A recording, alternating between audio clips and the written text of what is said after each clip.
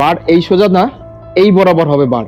Bench press হচ্ছে leg drive workout, মাথায় রেখো। র্যাক করতে গিয়ে হাফ এনার্জি লস করে দেয়। তাহলে বেঞ্চে 99% লোক বেঞ্চ প্রেস করছে, শোল্ডার ইনজুরি তার থেকে বেশি হচ্ছে।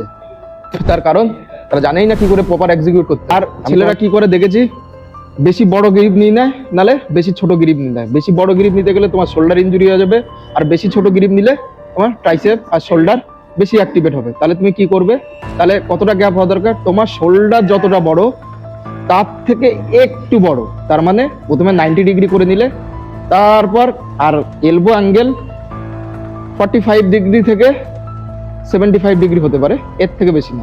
বারটা তোমার ঠিক চোখ বরাবর হবে, আর কখনো ডেড গ্রিপ ধরতে নেই, এইভাবে ধরতে নেই। তাহলে ধরবে কি করে, সব সময় থাম ভেতরে করে, মানে বার এই সোজা না, এই বরাবর হবে বার।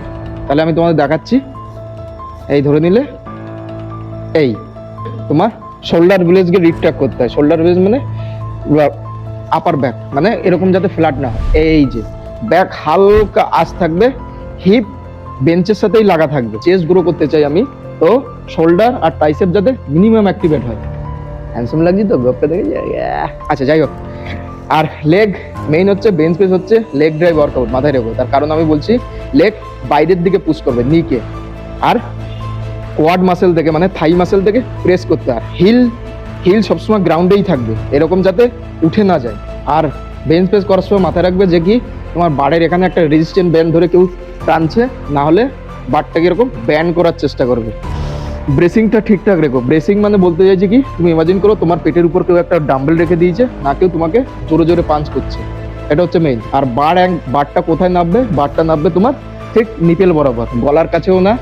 প্রপার এক্সিকিউট কি করে করবে, আমার আই বরাবর নিলাম আমি বার, শোল্ডার থেকে একটু বড়, চোখ বরাবর কিংবা থুতনি বরাবর থাকবে বার, আনর্যাক করলাম, ব্রেসিং, পা পেছনে ঠেললাম, নি আর থাই মাসেল দিয়ে আমি প্রেস করছি গ্রাউন্ডকে, যাতে আমি ম্যাক্সিমাম এনার্জি নিতে পারি বেঞ্চ করার সময়। তাহলে আমার রড নামবে একদম নিপেল বরাবর, স্লো টাচ আপ।